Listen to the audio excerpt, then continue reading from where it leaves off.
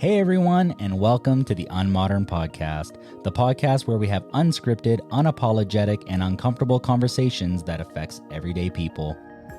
If you've ever had an outlook, thought, or an opinion that modern day society told you to be silent on, that you would get in trouble for, or if you've ever heard the words, probably shouldn't say that, then this is the podcast for you. My name is Alfred, a husband, father, and an adventure-seeking kind of guy who over the years has learned to have a positive outlook on life, regardless of what society throws at me. So if you're ready to listen, let's go.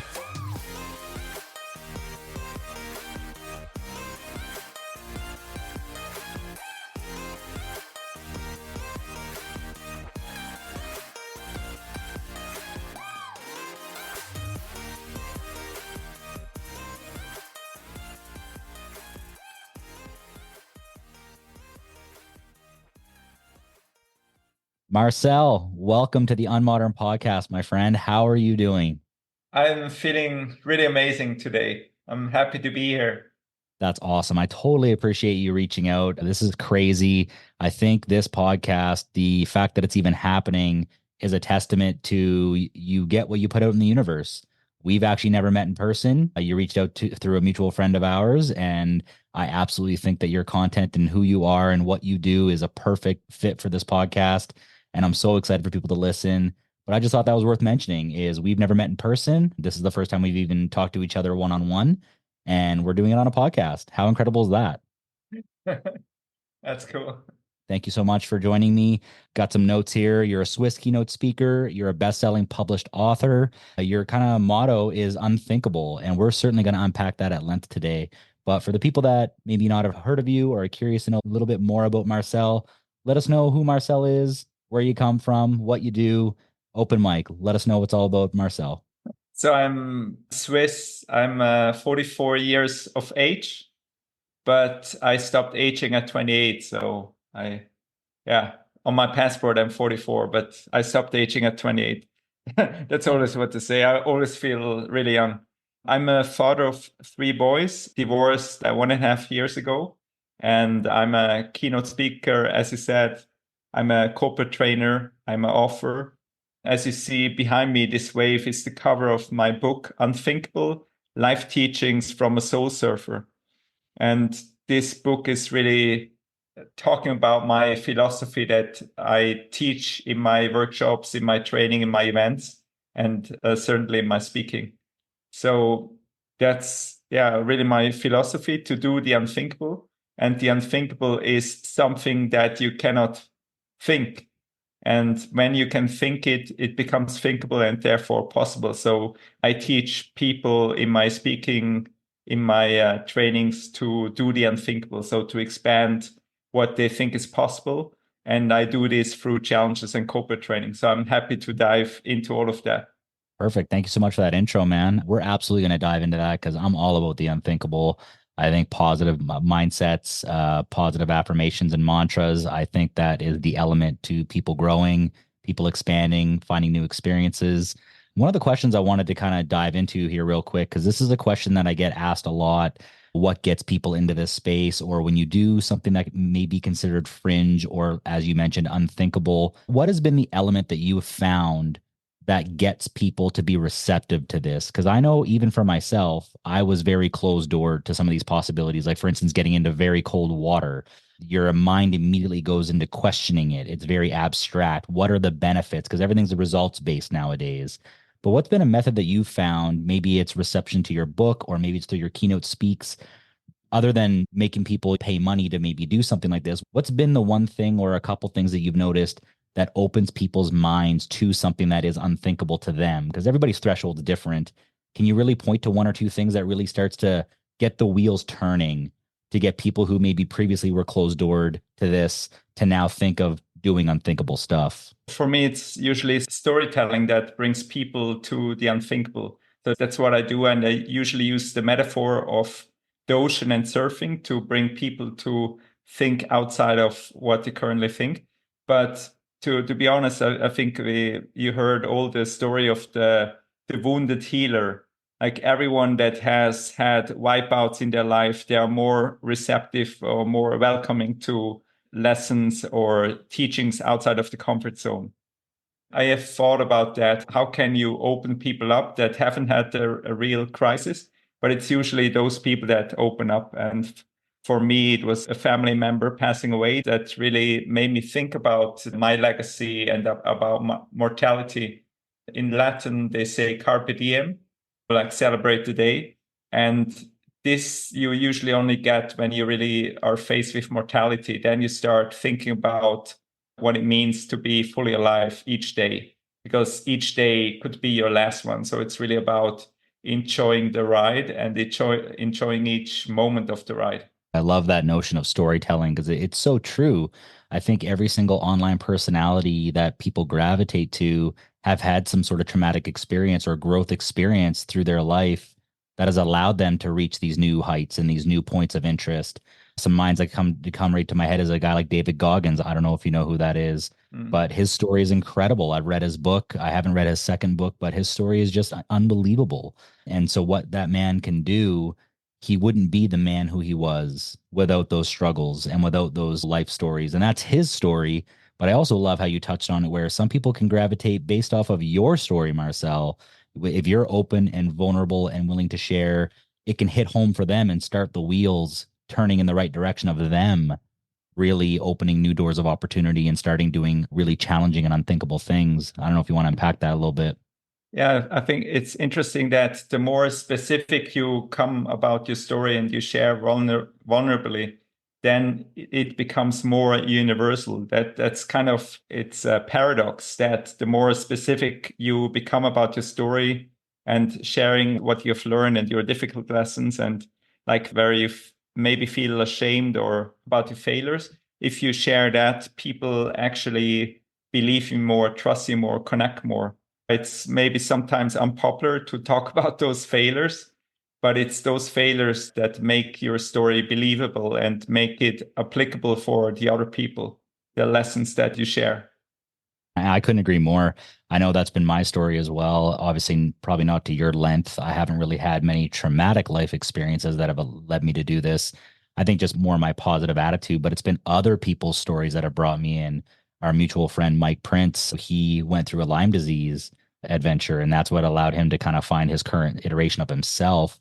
And I super gravitate towards that because without him opening that part of himself and being vulnerable and really bringing people in with that story, I know I wouldn't be where I'm at today. To talk about unthinkable, obviously, you've probably reached a level that most people would think beyond unthinkable. It's probably a point where it's like, how can he do this? I know an example is I believe he just finished what, an 8-day fast? Yeah, I finished the 8-day fast about 1.5 weeks ago. And now I'm actually just doing the next fast. It's going to be a 5-day fast. So I just realized that fasting is pretty cool to be focused, to have actually counterintuitive. You have more energy when you're fasting. And of course, not for like crazy long days, but for a few days, you actually have more energy and you're more focused and you have more time because you don't use so much time for buying stuff and cooking, preparing and cleaning. So this gives you like 2 hours additionally. And also the digestion takes about 2 hours away. So when you fast, you actually gain 4 hours per day. And this is amazing. And I feel that when you're fasting, you're also free from always having the meals and maybe the sugar addiction or whatever addiction it is. So actually you can listen more to your inner voice besides having more energy, or you can listen more to your intuition. So for me, it became really a secret weapon. Or it's not secret, but it's kind of a really powerful tool that everyone has if they choose to. Fasting something I haven't explored yet. I've done quote unquote intermittent fasting where I've gone about 16 hours without a meal. I haven't noticed big changes there, but one thing I did notice is, like you said, things like food cravings go away, whether it be for good or bad. Some days you crave a steak, some days you crave a cake. But I noticed those don't go away. So I don't really feel like I'm walking past the fridge and opening it 3 times kind of thing, right? My mind doesn't go to that place where it's like, I need X to feel satisfied. You kind of just ignore it. So that's super cool. It also keeps you very regimented and on schedule. One thing I want to kind of ask you, because I know I'm probably in this phase right now, is you talked about a previous life trauma and a family member passing, giving you kind of the perspective of mortality. What did the first, and I don't even know if you want to expand on the timeline, what did that look like to where you went through this, and now you're obviously doing this as a business opportunity and sharing your story with the world and exploring new heights of unthinkable things, longer time in cold exposure, longer fast, crazier adventures. I mean, I see your Facebook page and I see the pyramids of Egypt and I see the mountains in the Swiss Alps, and it looks incredible. And some of the stuff might be very intimidating to people. But what was that timeline like from the moment where you had this newfound perspective and this newfound appreciation for life and wanting to bring it to the next level? Because I talk about this with almost every one of my guests is at the time this happened, you were likely married. You got 3 kids. Where does your mind go? Where like it's so easy to create a false narrative or an excuse to be like, well, I can't do that. I have these responsibilities. I don't have time for that. And it's a very victim mentality, very short-sighted storyline that some people may tell themselves. But if you want to unpack that at first, where this life event happens, this new Marcel is born out of it, almost like a phoenix rising out of the ashes. And now you have more things packed on with life, with a divorce and kids and stuff. What did that first iteration look like for Marcel? And then where does your brain go to keep this train moving, to want to explore new heights, even when you may have the kids sick at home or you may have all these things? If you want to kind of touch on those two things, I'm always very curious about this. Actually, this tragedy woke something up that I had my whole life that was under the surface. I remember as a kid, I was always drawn to the cold water. So I was we were hiking a lot in the Swiss Alps. And I also loved the water. So whenever I had a chance in hiking, I would jump into cold water. And then I did surfing. And when I started surfing in California, and when you surf, especially in Europe in spring, you surf in very cold water. So it's very close to what I swim now in. But then when this tragedy hit, it really woke me up again because I was in this rat race trying to build a family, have a house, have a career and all that. I was chasing this material success. I was chasing it for years. I tried to make it happen what I thought I had to. And this member of family passing was kind of a wake-up call. Hey, there are other things are important. Because when someone dies, you stop everything. And on that day, I had a workshop I had to facilitate. And then I had to call in and say, hey, someone in our family died. And this really woke me up to think about the deeper questions of life. And actually at the funeral, I asked myself, who would even show up at my funeral? Like, who would care? What's my legacy? What will my kids talk about me when I leave? Who would show up? And what does it all mean? And when crisis strikes, you have 2 choices. You can either say, why me? Why does it happen to me? And why it's so hard and it's so painful? Why me? Or that's kind of the victim mentality. And many people go into that. And there is no judgment about that. It's just 2 choices.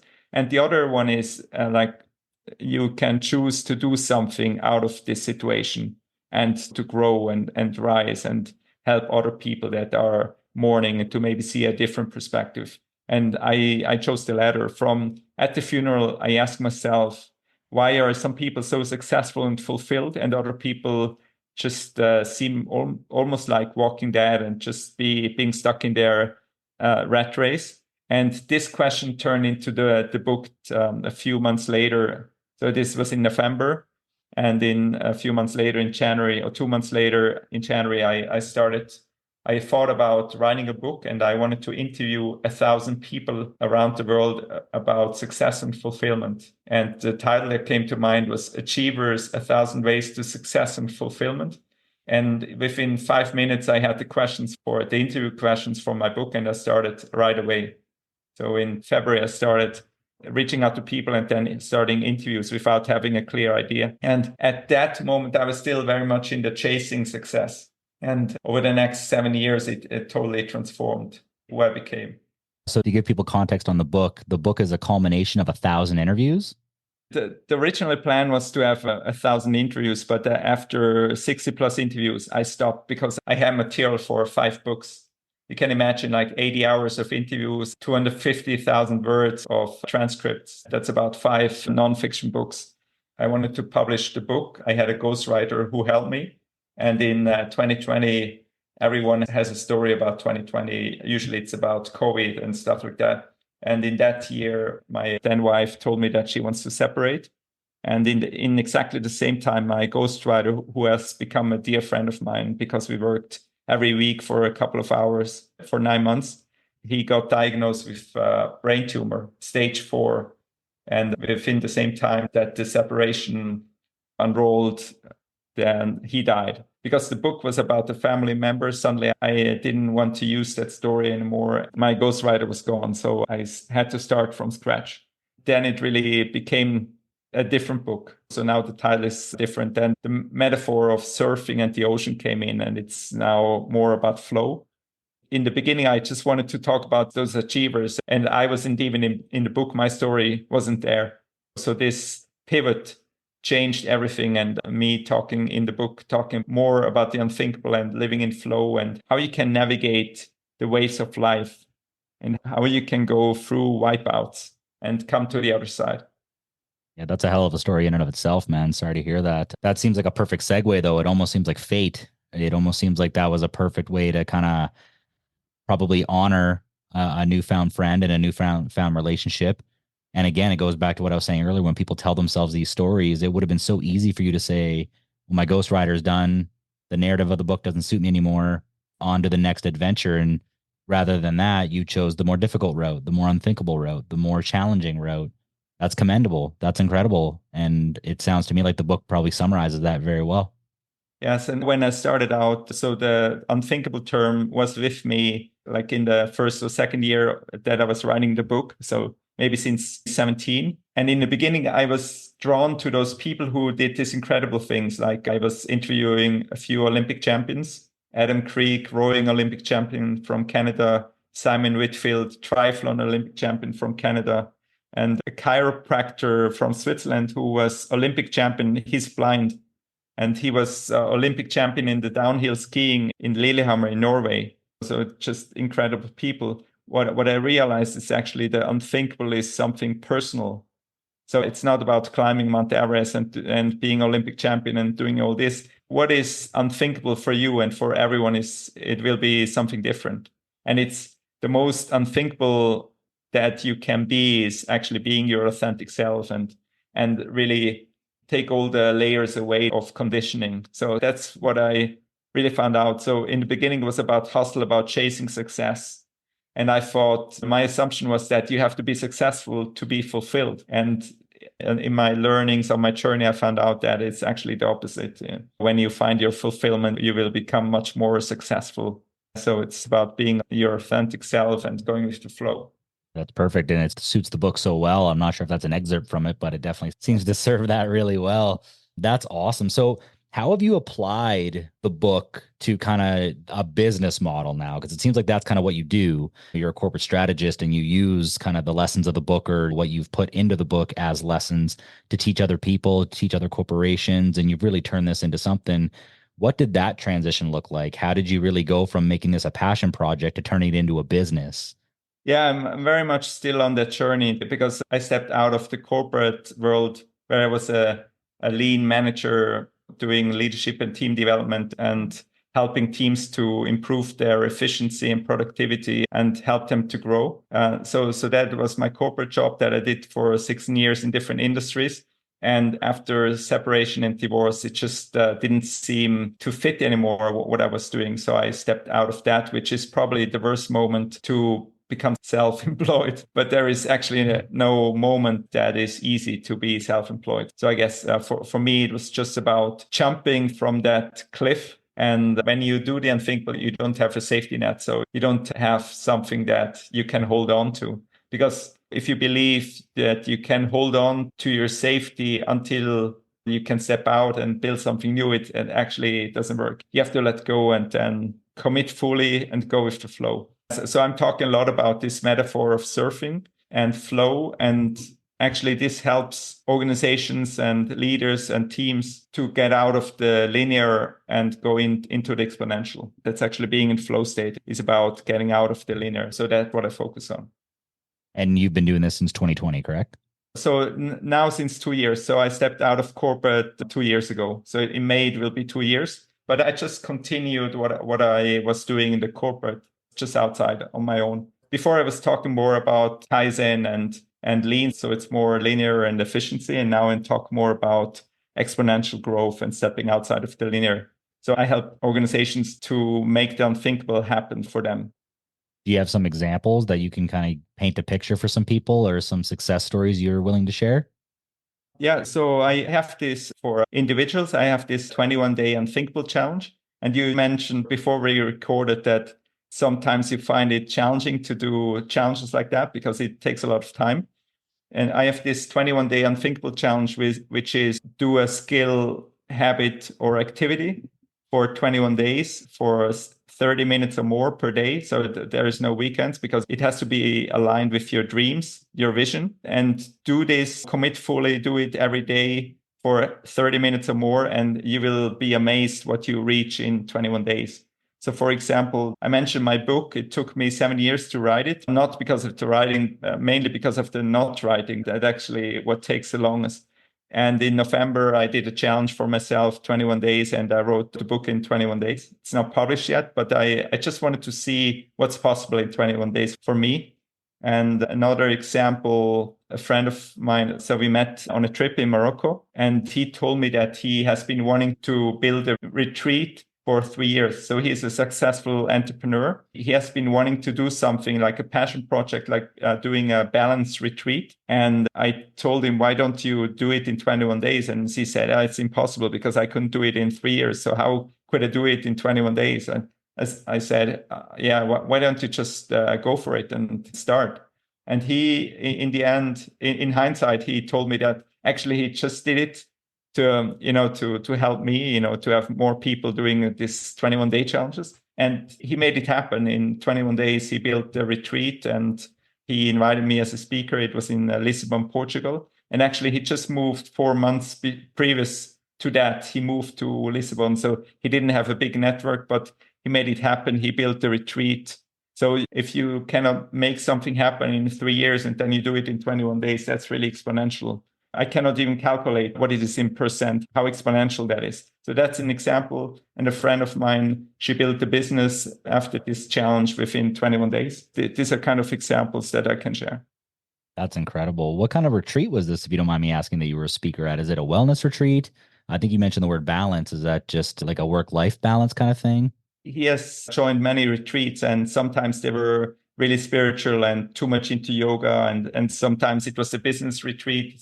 So it was too much business. And the balance retreat for him is something that is balancing this kind of yoga and spiritual side with the business side and public speaking side. So he wanted to have a balanced experience. I talked about the unthinkable. We did the 21-day unthinkable challenge. I took the group surfing close by. That was the beach, Beniche.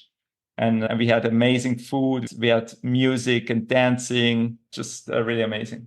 What's been the one common success factor you've noticed about these things when people tell themselves that something is very challenging? Like, I've been trying to do a retreat for 3 years. Why don't you do it in 21 days? Do you find that when they're surrounded by other people who are struggling and kind of commit to a challenge, or do you find that there's a breaking point, or is it just you opening the door of opportunity and supporting them in that fashion? Which one, or if any, do you think is kind of a more, it leads more to the avenue of success and the avenue of people wanting to do it more? Because I feel like that's a very individualized thing. Some people need mutual support. Other people need just that one person to give them permission. That stranger that has no skin in the game is like, why is Marcel telling me to do this? If he's telling me to do this and nobody else is in my corner, like, I must do this. You know what I mean? Is there something that you found that finds more people going down that route? Yeah. So when you do it alone, this is kind of my way of operating. So I always have multiple 21-day challenges, like now the ketogenic diet and the fasting and working out, getting strong with that. So like the push-up challenge. So I have multiple challenges like that, always writing, reaching out. And so this is kind of my way of how I do it. So as an experiment. But for other people with this, my friend who did the retreat, I called him each day. So I was really a sparring partner. And if you do it alone, you get quite far. But if you do it with a sparring partner, then you get much further. But if you do it in a community, in a company, in a big team, then you're unstoppable. And I have example of that. I was working with a startup, and with them, with each team member, we did a 21-day unthinkable challenge in their private life, like a topic for their private life. And then we broke down all the must-win battles, the strategic must-win battles for the whole organization. We broke it down to 21-day challenge, and then you can really maximize. So I think if you do it as an organization, you will be unstoppable. That's really cool because I found the same. I found the same whenever I've tried to do something solo or I've tried to do something with one or two people. The measuring stick of success isn't as long and isn't as abundant as when you're doing it with a big collective.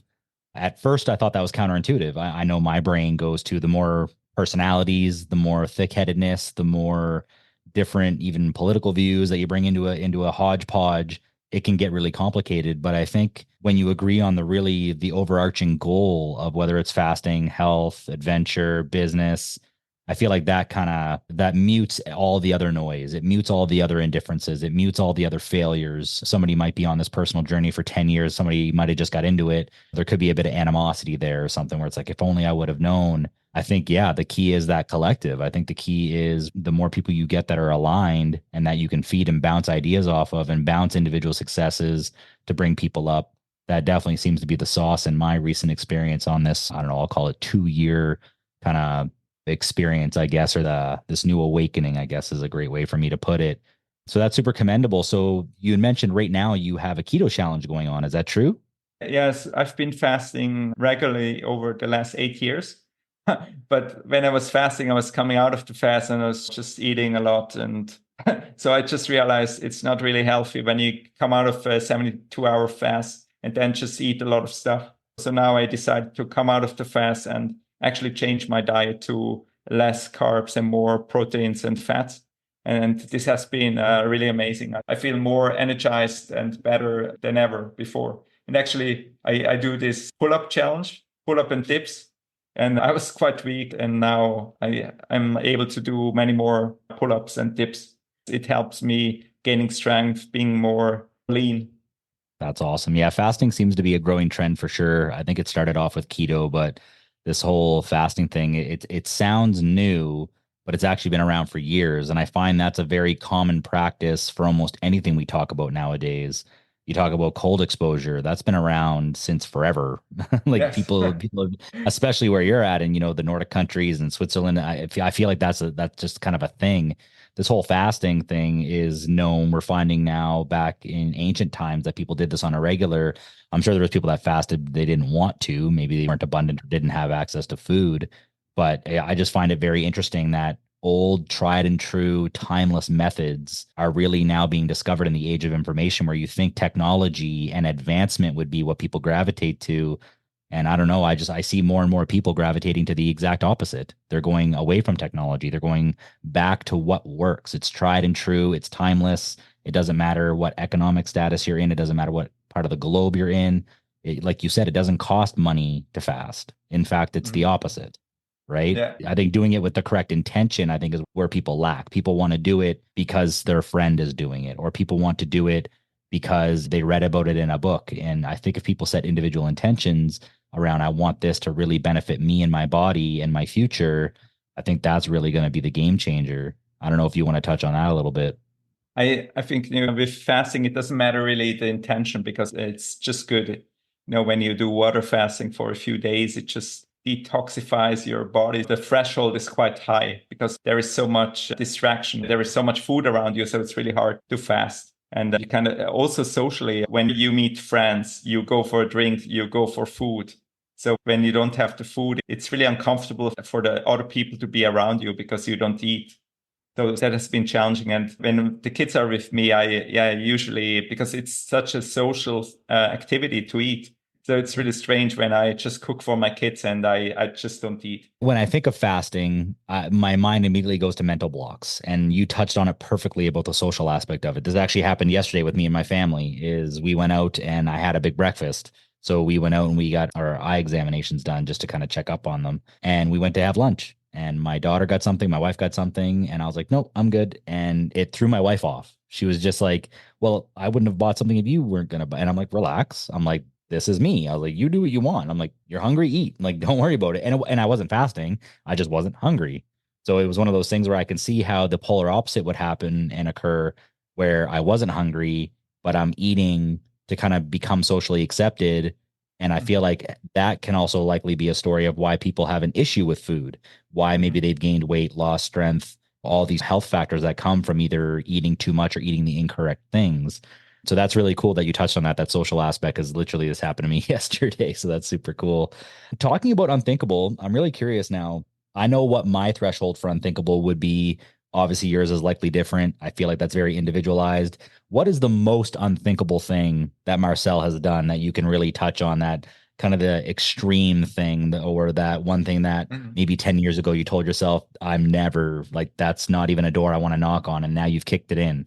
What's one thing that really Marcel did that everyone would just be like, oh, what? Like one of those things that would be really cool.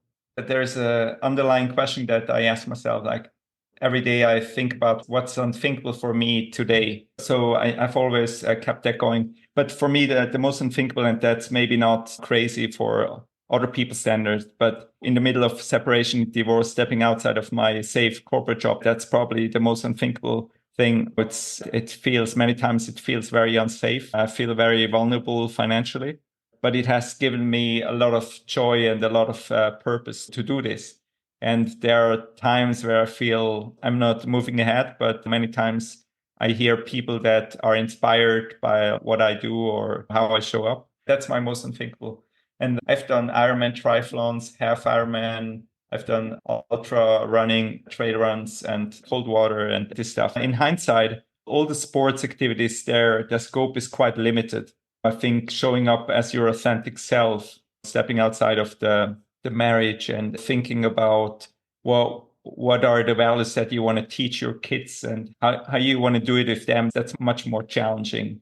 And really trying to be non-judgmental. And this is much more difficult than doing any Ironman triathlon or something like that. I couldn't love that answer more. That was awesome, because I feel like that's so applicable. It's so relevant to almost anybody who's going to hear this. If you have any sort of dream, ambition, goal, I don't think it matters what life throws at you. And you touched on it perfectly, where at a time where it was the most inopportune moment to go down this path of really no safety net, no security, you went full bore. And I think people would probably question, were you in the right state of mind? And maybe you needed that. Maybe you need everything to just be crumbling around, and you're like, well, there's nothing to salvage here, so let's just start anew. And that goes back to, I think, that story that you mentioned, where people need that, either that traumatic life event, or they need that unexpected failure or unexpected kind of change in direction that maybe was outside of their control. That sounds very relevant. And what have you noticed since you've made that change? It's driven you to go further and further. So when we talk about unthinkable, people's brains automatically go to physical, or people's brains automatically go to endurance, or they go to fear. What fear did you conquer? And I'm sure there was a fear element involved in this. But since you've done this, and since you've written this book, you've laid out a blueprint of how it worked for you, which isn't everybody's blueprint, but I think it's a story that people can really listen to and hopefully have them inspired. What's next? What is your next unthinkable? Is it to take this to the next level? Is it to involve your kids? Is it to bring on other partners, start a movement?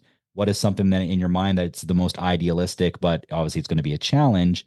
What's next for unthinkable in terms of your story? What I want to do next is do a unthinkable summit. So build community around thinking the unthinkable and living a more expansive life. That's kind of what I want to do. I'm organizing now an unthinkable summit. I don't know exactly when it's going to be. It's very at the early stage. This year, I will organize an unthinkable retreat. So to have a few days where I want to do the unthinkable with people, the different elements of unthinkable, and really create a lifestyle out of that.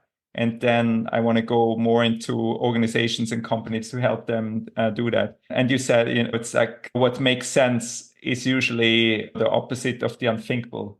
When you do what makes sense, you actually stay in the box, you stay in the safe place. So actually, the unthinkable or being in flow is following your intuition and getting outside of the comfort zone instead of doing what you think or what people think is the right thing to do, because usually it's exactly the opposite. The unthinkable usually doesn't make any sense. So this moving forward is about community, about creating events where we think the unthinkable. That's what I want to do. And you talked about control. Actually, you will realize there is having control is only illusion. So in Switzerland, we have the pension, as you probably have in Canada as well. When I step out, people ask me, but what do you do without the pension and all this? It's an illusion of control because you actually don't have control about it. When you don't have control about your job, the company can fire you, and you don't have control about your life. At any moment, something can happen to you. That's what I saw with someone passing you. You actually see a totally healthy person, at 32 years of age, just leaving us. So when you realize that actually you don't have control about things, and the only control that you have is about your state, your reaction, your emotions, that's the only control you have. So if you manage that, and that's why surfing is such a good metaphor, because when you ride a wave, you cannot take anything with you. You can only be in the moment. You look in the direction where you want to travel, but you stay grounded on the board, grounded in the present moment. That's all you can do. And when a friend of mine just recently had a heart attack and she almost died, and she told me that she has to really focus on the present moment. And I told her that's actually the only truth we have. Everyone, if we feel we will live to 100, or if we feel old, we only have the present moment where we can take action, and everything else doesn't really matter. I love everything you just mentioned because it's so true, is the lack of control. And I think COVID really highlighted that for a lot of people. And I know people don't ever want to hear that word again. People are pretty done with it, but it's a great way to highlight a time, a moment in time. It's really a great way to bring people's attention back to whether it was a win or a failure. But it was really, there was a lot of things aligned for a lot of people, and different people handled it in different ways. I want to talk a little bit about this concept that I recently heard on a podcast, and I think it's probably pretty applicable, and you can probably expand on a little bit. It's this concept of rumination. I don't know if you've ever heard of that word before. So there was this lady, she's written a book about it. I can't remember her name, but she was on a recent episode of Joe Rogan. So Joe Rogan, obviously biggest podcast in the world. She talked about rumination and how that is everybody's biggest block for anything they have going on in their life. And the definition of rumination is obsessive thinking or pondering of a particular problem or strategic thought. So you think about something like depression, you think about something like your book, you think of something like people's fitness goals or what to do. You start thinking, and then you think about your thought, and then your thought makes you think more about the thing, and you kind of just go in this mental state of almost a hamster in a wheel, and it's called rumination. It hit home with me so much. I probably listened to that 5-minute excerpt of the podcast about a dozen times because it's true. The moment she mentioned it, I could think of times in my life where I truly thought myself out of an opportunity. Is you missed out on it because you wanted to take the logical route. You wanted to have every possible outcome considered and a plan for the 10 possible outcomes. So you know for sure that if you go down this road, 9 of them are for sure not happening. You don't know which ones. So an example for you is you want to write a second book. Okay, what are the examples? How well is it going to do? What's it going to be about? In your head, a person who may not implore these sorts of mindsets of unthinkable and challenges may want to have answers to 9 questions or 10 questions that they know that they're not going to have the answer to, or they know that they're for sure not going to explore every option, because one of those options is to write the book or not to write the book. So one of those will be true and one of them will not. But if you want the answers to both of those questions, you're likely going to think yourself out of anything. So I don't know if you want to touch on that a little bit, because I thought that was an amazing concept. And it's the first time I've heard somebody put a definition to it. I love your questions because they are so expansive. So most people overthink things, and this brings them out of flow because overthinking is from the left side of the brain. So in our logic brain, it's the left side of our mind. And its process thinking is very limited. It's very linear. And actually, if you think about if it makes sense to do anything, we will never do the unthinkable because the unthinkable never makes sense. So wanting to have absolute certainty that you will be successful, you will not ever step out of the comfort zone. You will just stay in a box and just continue what you're doing right now. So if you want to be in flow, if you want to follow your intuition, you actually have to get unstuck. You have to get outside of your mind into your heart. Our left brain is very limited, but the heart is more expansive. And actually, there are more connections from the heart to the brain than from the brain to the heart. So actually being limitless is being in our heart, and doing the unthinkable is actually being acting more from the heart, following your intuition. So for me, people say, oh, there are 1,000 reasons to not do this. And I say, if there is one reason to do it, I do it. So that's the difference. And that's why I do things that maybe other people think are unthinkable or impossible.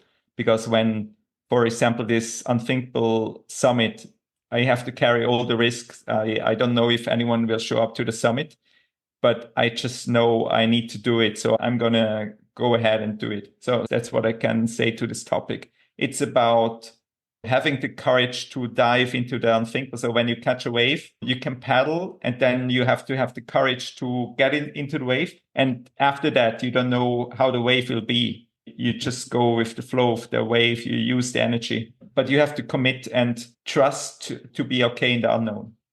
Do you think that comes from training and it comes from experience? So that's probably something that you can touch on and let people know is, I don't think you're expecting people to go 0 to 60. I mean, if you do, sure. I think what you're touching on is people need to have a clear mind of what they want to do. I want to learn how to hit a wave. Okay, well, there's going to be a starting point. You're going to fail. You're going to suck. You're going to get beaten. One day you're going to get thrashed and it's going to be like, why am I doing this? And there's going to be a lot of doubt creeping in. Do you have a strategy or a suggestion or perhaps something that can help people overcome that initial doubt, or perhaps they're seeing a little bit of progress, but maybe they're not trending as much as they want to. Maybe they're not progressing as far as they thought they would, or maybe they have a friend who's joined them and they're going much further, much quicker. What are some solutions or strategies that you have to implore for people to just stick with it? It's going to work out eventually. Yeah, so this 21-day unthinkable challenge is really a good way to do something. Just showing up. It's not about hustle. It's just about showing up each day and do it. It's not about the hard work. It's more about the hard work from the heart. So it's about showing up and doing it. And for me, it's more, I have intention. So kind of a direction I want to go. But when you step into the unthinkable, you don't know the path because it's unthinkable. It's outside of the comfort zone. So for me, it's just intention and the direction I have.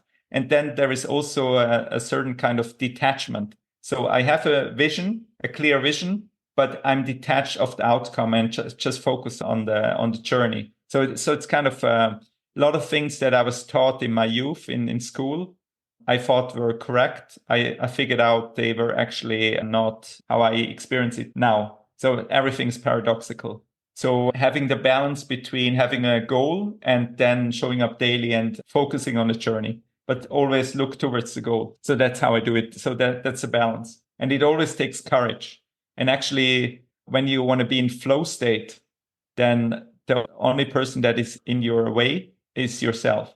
So being in the ego, thinking about what will people think when I fail the business, in my case, what will they say when I have to go back to being an employee in a big corporate?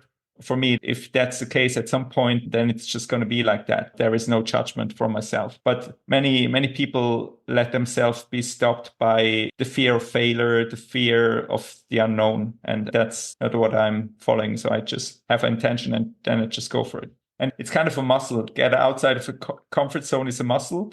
And when you train it daily, it becomes easier and easier, but it still always takes a little bit of courage.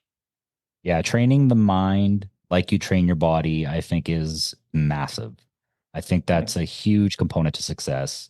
And that's been something that I found recently as well. We have mutual friends to thank for this, part of a community that we're part of on Facebook.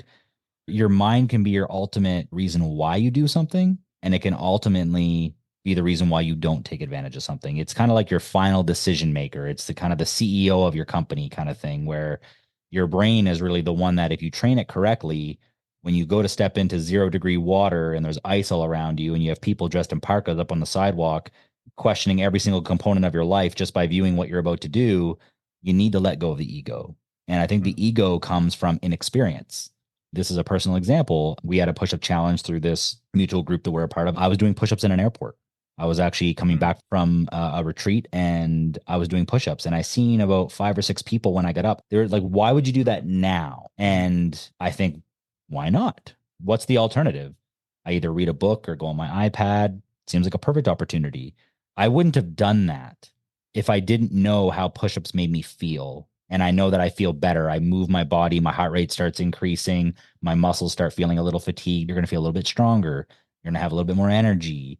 And I feel like when you gravitate to those little feelings, but it comes with repetition, it comes with consistently doing it, and doing it with your mind is such a challenge. There's no dumbbell size for my brain. It's so different. It's all psychological. It's all psychological.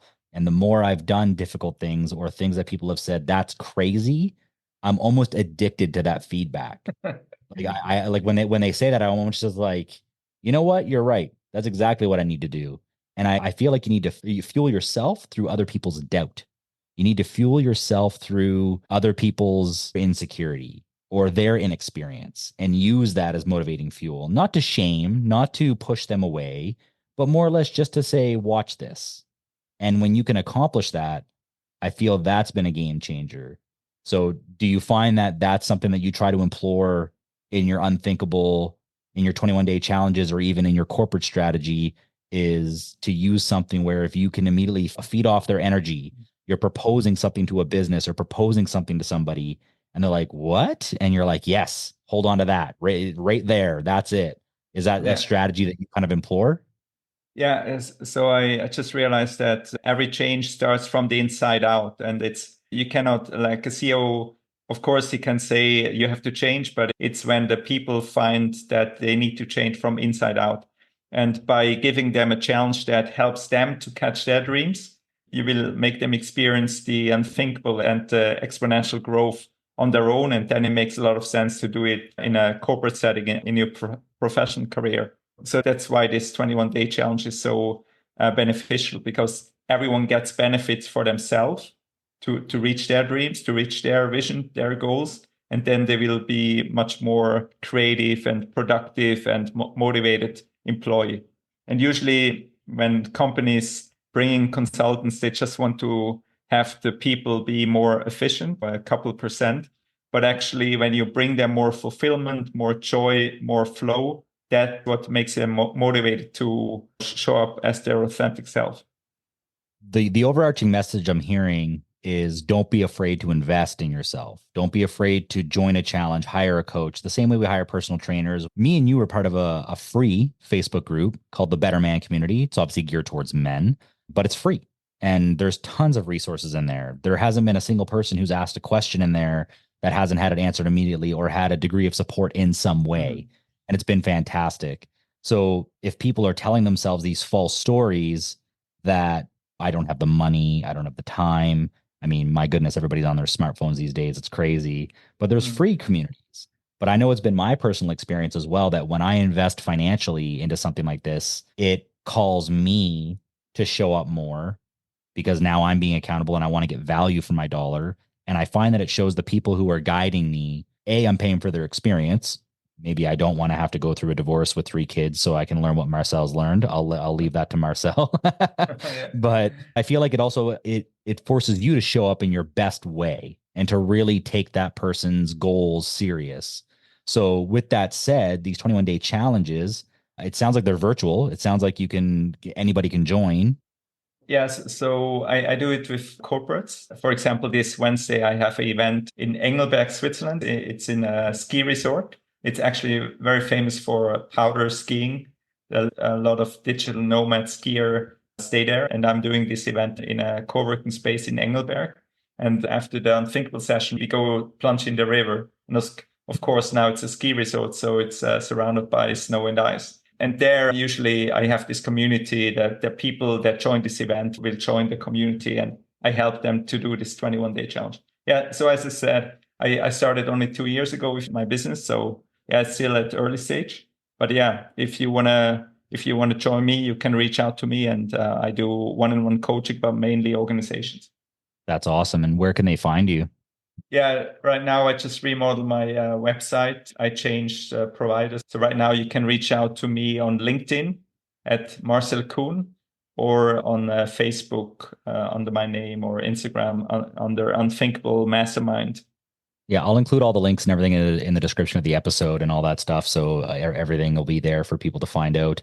A question that just popped up in my mind as I thought about this, and this might be a creative kind of run for you in free flow state. If you wrote a sequel to this book, What would that, or if you already have, it sounds like you wrote one that's not published in a 21-day challenge, but if your idealistic sequel to a book like this, what would that look like?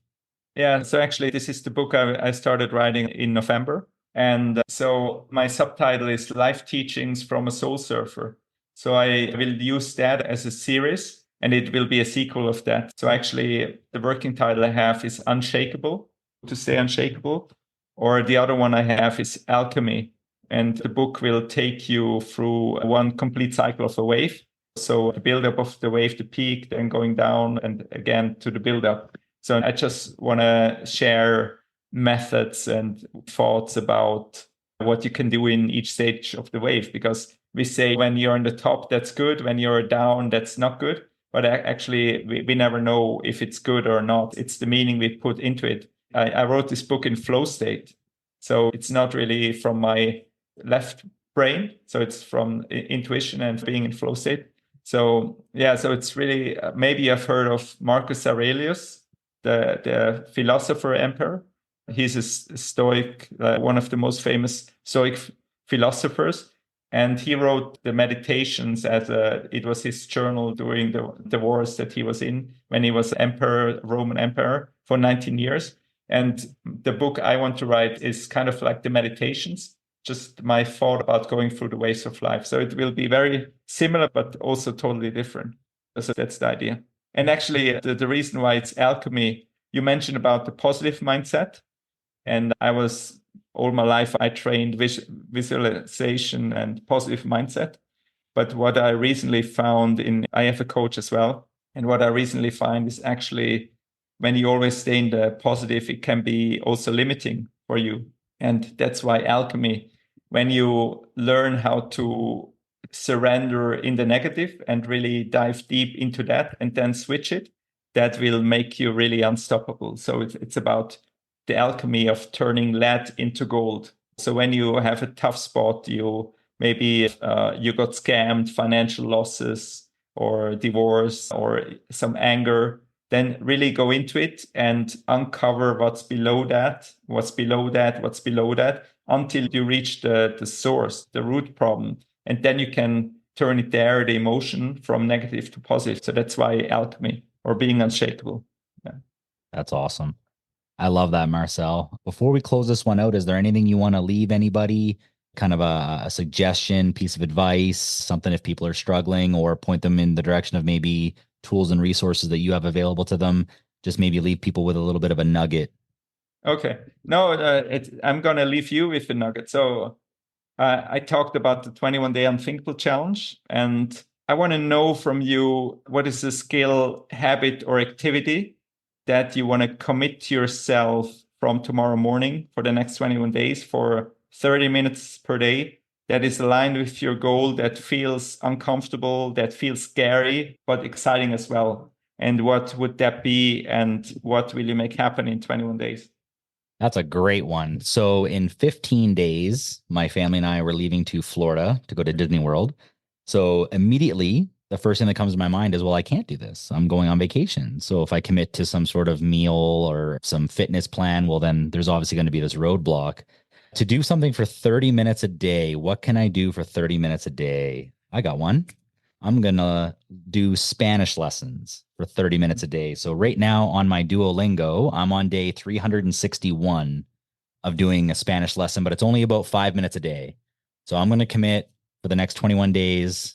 I'm going to answer the call of Mr. Marcel Kuhn, and I'm going to do 30 minutes of Spanish lessons every single day. And I think that should be very doable, but the timeline and likely the amount of Spanish I'll learn is probably uncomfortable. So yes, and then I can share with you that actually I had Unthinkable translated into Spanish, and I will launch it in about 5 weeks. So it will be called Impensable, Unthinkable. And yeah, so when you apply yourself and you reach this exponential growth, you will be able to read Unthinkable in Spanish when I launch it.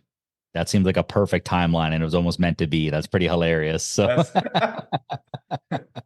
that's awesome. Well, Marcel, thank you so much for your time today. I'm super appreciative of this. I know it's probably almost 10 o'clock, past 10 o'clock where you're at in Switzerland there, but this has been really, really fun. I look forward to chatting with you more. I think this is just the beginning of a great relationship, and I hope everybody who listened to this got a little bit of value. I know I certainly did, and I appreciate the call up as well. And yeah, if you have anything else, if not, we'll close it there. Yeah, thanks for having me. It was really fun. And yeah, I hope everyone gets some insights out of this and applies it in their daily life. Do the unthinkable, catch your dreams. It's worth it. Love that. Well, thanks again for listening to the Unmodern Podcast. We'll catch you guys in the next one. Peace. Well, that's it for this episode. Thank you so much for listening to the Unmodern Podcast. If you like what you heard and want to hear more, don't forget to hit that subscribe button. Also, like and follow me on Instagram and Facebook at Unmodern Podcast. Do you have suggestions for future guests, or if you're interested in being a guest yourself, please visit unmodernpodcast.com. Thank you again, and we'll see you in the next episode.